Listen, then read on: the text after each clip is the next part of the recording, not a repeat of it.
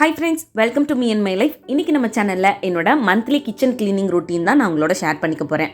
Monthly once கிச்சனை நான் எப்படி க்ளீன் பண்ணி மெயின்டைன் பண்ணுறேன் அப்படின்றதெல்லாம் இந்த வீடியோவில் நீங்கள் பார்க்க போகிறீங்க.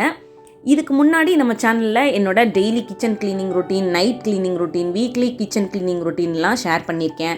அது இன்னும் பார்க்காதவங்க அதோட லிங்க் டிஸ்கிரிப்ஷன் பாக்ஸில் கொடுக்குறேன், கிளிக் பண்ணி பார்த்துக்கோங்க. இப்போ வாங்க வீடியோக்குள்ளே போகலாம்.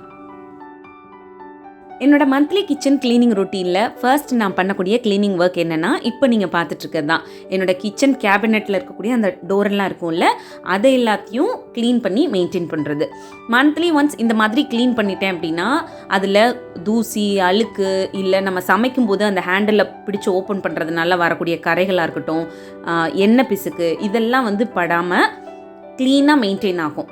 நம்ம எப்போவாது க்ளீன் பண்ணிக்கலாம் அப்படின்னு சொல்லி விட்டுட்டோன்னா அது ரொம்ப கஷ்டமான வேலையாயிடும். ஏன்னா அந்த ஹேண்டில்லாம் நிறைய எண்ணெய் பிசு கொட்டும். அந்த டோர்லெல்லாம் பார்த்தீங்கன்னா உப்பு தண்ணி நம்ம ஃப்ரீக்வெண்ட்டாக சிங்க்லெல்லாம் யூஸ் பண்ணுறோம்னா அது தெரித்து அந்த இடம் ஃபுல்லாக அப்படியே புளி புளியாக அந்த உப்பு கரைகள் பட்டிருக்கும். நம்ம சமைக்கும்போது அந்த ஹேண்டில்லாம் பிடிச்சி ஓப்பன் பண்ணி எடுப்போம் திங்ஸ் எல்லாம். ஸோ அந்த மாதிரி இருக்கும்போது அதில் கரைகள்லாம் ஓட்டுறதுக்கான சான்சஸ் இருக்கும். இந்த மாதிரி இருந்துச்சுன்னா கொஞ்ச நாள்லே அந்த டோர் எல்லாமே பார்த்திங்கன்னா ரொம்ப டல்லாகிடும். அதுவும் இல்லாமல் அந்த தண்ணி கரைகள்லாம் அடிக்கடி படப்பட அந்த அந்த டோரோட மேலே நம்ம போட்டிருக்க அந்த வார்னிஷ் பண்ணியிருப்பாங்க, இல்லை ஏதாவது ஒரு கோட்டிங் கொடுத்துருந்தாங்க அப்படின்னா அதெல்லாம் கூட ரொம்ப டல்லாகிடும். ஸோ இதெல்லாம் அவாய்ட் பண்ணிக்கிறதுக்கு மந்த்லி ஒன்ஸ் இந்த மாதிரி தொடச்சி வச்சிட்டோம் அப்படின்னா அந்த டோர் எப்போவுமே பளிச்சுன்னு இருக்கும். கிச்சனும் பார்க்குறதுக்கு எப்போவும் க்ளீனாக மெயின்டைன் ஆகும். ஜென்ரலாக என்ன பண்ணுவேன்னா இந்த மாதிரி தான் க்ளீனிங் ஒர்க் பண்ணுவேன். பட் இந்த தடவை ஒரு சின்ன விஷயம் ட்ரை பண்ணி பார்த்தேன். ஆக்சுவலாக எப்போவுமே கவுண்டர் டாப்பில் மேலே ஏறி தான் மேலே இருக்க அந்த லாஃப்ட் ஏரியா இருக்குல்ல, அந்த டோரெல்லாம் க்ளீன் பண்ணுவேன். பட் இந்த டைம் நம்ம ஒட்டடை அடிக்கிறதுக்கு யூஸ் பண்ணக்கூடிய அந்த ஸ்டிக் இருக்கு இல்லையா, அதில் மேலே இருக்கக்கூடிய அந்த இதை மட்டும் கழட்டி எடுத்துகிட்டு அதில் நம்ம மைக்ரோ ஃபைபர் கிளாத்தை மாட்டி ஒரு ரப்பர் பேண்ட் போட்டுட்டு அதே மேலே தொடச்சி எடுத்துட்டேன். ஸோ அந்த டோரும் பார்த்தீங்கன்னா நல்லா பளிச்சுன்னு இருக்குது. நான் ஒரு வாட்டி அந்த கவுண்டர் டாப்பில் ஏறி கூட மேலே பார்த்தேன் எப்படி தொடச்சிருக்கோம் அப்படின்னு சொல்லி. ரொம்ப நீட்டாக தொடச்சிருந்துச்சு. நீங்களும் இந்த மாதிரி ஹைட்டான ஏரியாவில் மேலே ஏறி துடைக்கிறது கஷ்டமாக இருக்குது அப்படின்னு நினச்சிங்கன்னா இந்த மாதிரி கூட ஒரு தடவை ட்ரை பண்ணி பாருங்கள். ரொம்ப ஈஸியாக இருக்குது. இது நான் ஃபர்ஸ்ட் டைம் ட்ரை பண்ணேன், ஈஸியாக இருந்துச்சு அப்படின்றதுனால உங்களோட ஷேர் பண்ணிக்கிறேன்.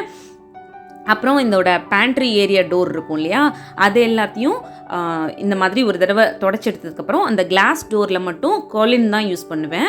ஸோ அதையும் இந்த மாதிரி ஒரு கிளாத் வச்சு தொடச்சிட்டு அதுக்கப்புறம் ஒரு டிஷ்யூ பேப்பர் வச்சு தொடச்சி எடுத்துருவேன். ஸோ தட் எனக்கு எப்போவுமே அதுவும் நல்லா க்ளீனாக பளிச்சுன்னு இருக்கும் பார்க்குறதுக்கு.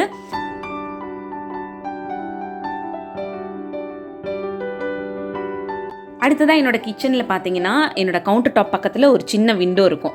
அதை வெளிப்பக்கமாக தான் நம்ம ஓப்பன் பண்ண முடியும். அதாவது உள்ளேருந்து அந்த ஜன்னலை ஓப்பன் பண்ணி அந்த டோர் வெளியில் போகிற மாதிரி இருக்கும். உள்பகுதியில் பார்த்தீங்கன்னா இந்த மாதிரி ஒரு சின்ன மஸ்கிட்டோ நெட் ஃபிக்ஸ் பண்ணியிருப்பாங்க. அது நம்ம ரிமூவ் பண்ணுற மாதிரி இருக்காது. குட்டி குட்டி ஆணி வச்சு அடித்து அதை அப்படியே ஃபிக்ஸ் பண்ணியிருப்பாங்க. ஸோ தட் நம்ம அப்படியே தான் க்ளீன் பண்ண முடியும்.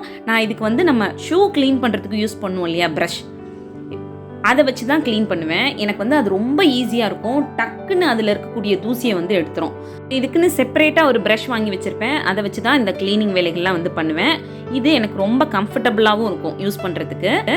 ஸோ மந்த்லி ஒன்ஸ் இது இந்த மாதிரி க்ளீன் பண்ணி மெயின்டைன் பண்ணுறதுனால அதில் நிறைய தூசிகள் சேர்றதை அவாய்ட் பண்ணிக்க முடியும். ஏன்னா நம்ம சமைக்கக்கூடிய ஸ்டவ் பக்கத்தில் இருக்குது அப்படின்றதுனால அந்த சைடு நான் விண்டோ ஓப்பன் பண்ணி விட்டேன்னா அந்த சைடு காற்றடிக்கும்போது அந்த மஸ்கிட்டோ நெட்டில் இருக்க தூசியெல்லாம் சமைக்கிற சைடு தான் விழும்.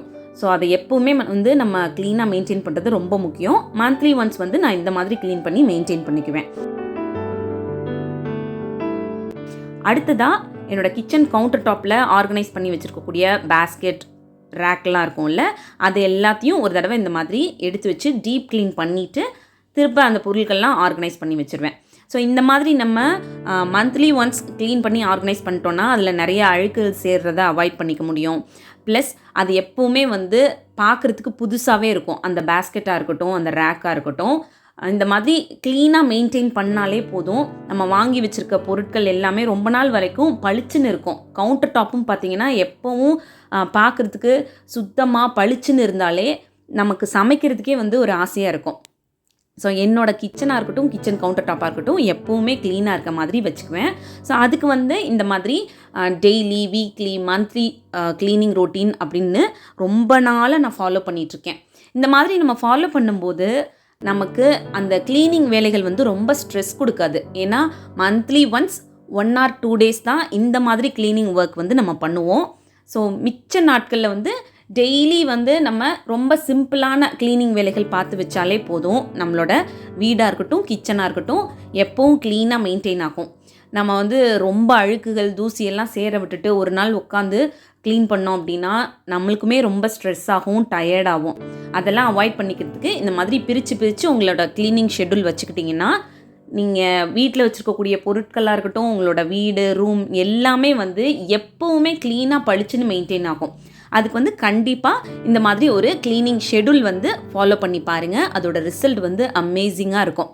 உங்கள் வீட்டில் இருக்கவங்களாக இருக்கட்டும், உங்கள் ஃபேமிலி மெம்பர்ஸ், வீட்டுக்கு வர கெஸ்ட்டாக இருக்கட்டும், யார் பார்த்தாலுமே உங்களை ரொம்ப அப்ரிஷியேட் பண்ணுவாங்க. எப்படி உங்களோட வீட்டை மட்டும் இந்த அளவுக்கு க்ளீனாக மெயின்டைன் பண்ண முடியுது அப்படின்னு உங்ககிட்ட கேட்பாங்க.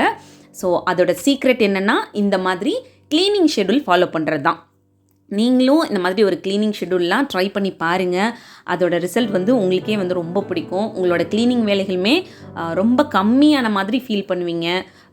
ரொம்ப சிம்பிளான மாதிரி ஃபீல் பண்ணுவீங்க.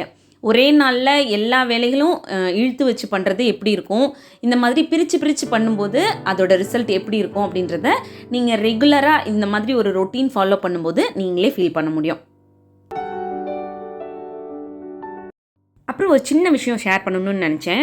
இதுக்கு முன்னாடி நான் ஷேர் பண்ண வீடியோஸில் கூட இதை பற்றி சொல்லியிருப்பேன்னு நினைக்கிறேன். இருந்தாலும் நீங்கள் புது வியூவர்ஸாக இருக்கீங்க அப்படின்னா உங்களுக்கும் யூஸ்ஃபுல்லாக இருக்குமே அப்படின்றதுக்காக ஷேர் பண்ணுறேன். எப்போவுமே நீங்கள் கவுண்டர் டாப் ஆர்கனைஸ் பண்ணணும் அப்படின்னு முடிவு பண்ணிங்கன்னா ரொம்ப கம்மியாக உங்களுக்கு தேவையான பொருளை மட்டும், அதாவது ரெகுலர் பேசிஸில் உங்களுக்கு அவசியமாக தேவைக்கூடிய பொருட்களை மட்டும் நீங்கள் கவுண்டர் டாப்பில் ஆர்கனைஸ் பண்ணுங்கள். எப்போவாவது யூஸ் பண்ணக்கூடிய பொருள் இல்லை எப்போவாவது தேவைப்படக்கூடிய பொருட்களை வந்து கவுண்டர் டாப்பில் ஆர்கனைஸ் பண்ணாதீங்க. அதே மாதிரி நிறைய ஆர்கனைசர்ஸ் யூஸ் பண்ணி கவுண்டர் டாப்பை ஆர்கனைஸ் பண்ணுறதை அவாய்ட் பண்ணுங்கள்.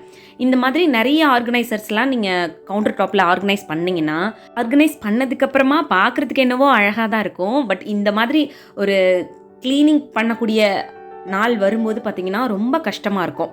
ஸோ அதனால் முடிஞ்ச வரைக்கும் ரொம்ப கம்மியாக தேவைப்படக்கூடிய பொருட்களை மட்டும் கவுண்டர் டாப்பில் ஆர்கனைஸ் பண்ணுங்கள். அது டே டு டே லைஃப்பில் அவசியமாக தேவைப்படும். உங்களுக்கு சமைக்கும்போது கண்டிப்பாக பக்கத்தில் இருந்துச்சுன்னா ஈஸியாக இருக்கும் அப்படின்ற பொருட்களை மட்டும் உங்களோட கவுண்டர் டாப்பில் முடிஞ்ச வரைக்கும் கம்மியாக ஆர்கனைஸ் பண்ணி யூஸ் பண்ணுங்கள். அப்படி பண்ணும்போது உங்களோட க்ளீனிங் வேலைகள் வந்து உங்களுக்கு கம்மியாயிடும். அடுத்ததாக என்னோட சிங்க் ஏரியாவுக்கு கீழே நான் ஆர்கனைஸ் பண்ணியிருக்கக்கூடிய அந்த க்ளீனிங் ப்ராடக்ட்ஸ்லாம் எடுத்து வச்சு மந்த்லி ஒன்ஸ் வந்து அந்த இடத்த ஒரு தடவை வைப் பண்ணி எடுத்துருவேன். ஸோ அந்த மாதிரி க்ளீன் பண்ணி மெயின்டைன் பண்ணும்போது இங்கே வந்து பூச்சிகள் வர்றது, ஒரு மாதிரி ஈர ஸ்மெல் அடிக்கிறது, இதெல்லாம் வந்து நம்ம அவாய்ட் பண்ணிக்க முடியும். ஸோ இது வந்து பார்த்திங்கன்னா ஒரு 5 to 10 minutes வேலை தான். இதை ஒரு தடவை நம்ம பண்ணிட்டோம் அப்படின்னா அந்த மந்த் ஃபுல்லாகவே அந்த இடங்கள் எல்லாமே க்ளீனாக மெயின்டைன் ஆகும். அப்பப்போ நம்ம பார்க்கும்போது ஒரு தூசி பட்டுருந்துச்சுன்னா இல்லை க்ளீன் பண்ணணும் அப்படின்னு தோணுச்சுன்னா நம்ம லைட்டாக க்ளீன் பண்ணிக்கிட்டால் போதும். ரொம்பலாம் ஜாஸ்தியாக அந்த இடத்துக்கு டைம் ஸ்பெண்ட் பண்ணி க்ளீன் பண்ண வேண்டிய அவசியம் இருக்காது. ஸோ அதனால மந்த்லி ஒன்ஸ் இந்த மாதிரி க்ளீன் பண்ணிடுவேன். 3 months ஒன்ஸ் வந்து இதில் இருக்கக்கூடிய க்ளீனிங் ப்ராடக்ட்ஸ்லாம் தனியாக எடுத்து வச்சுட்டு அந்த பேஸ்கெட்லாம் ஒரு தடவை நல்லா டீப் க்ளீன் பண்ணி வெயிலில் காய வச்சுட்டு திருப்பி அந்த பொருட்கள் எல்லாத்தையும் அதில் ஆர்கனைஸ் பண்ணி உள்ளே எப்பவும் போல் நீட்டாக ஆர்கனைஸ் பண்ணி வச்சுருவேன்.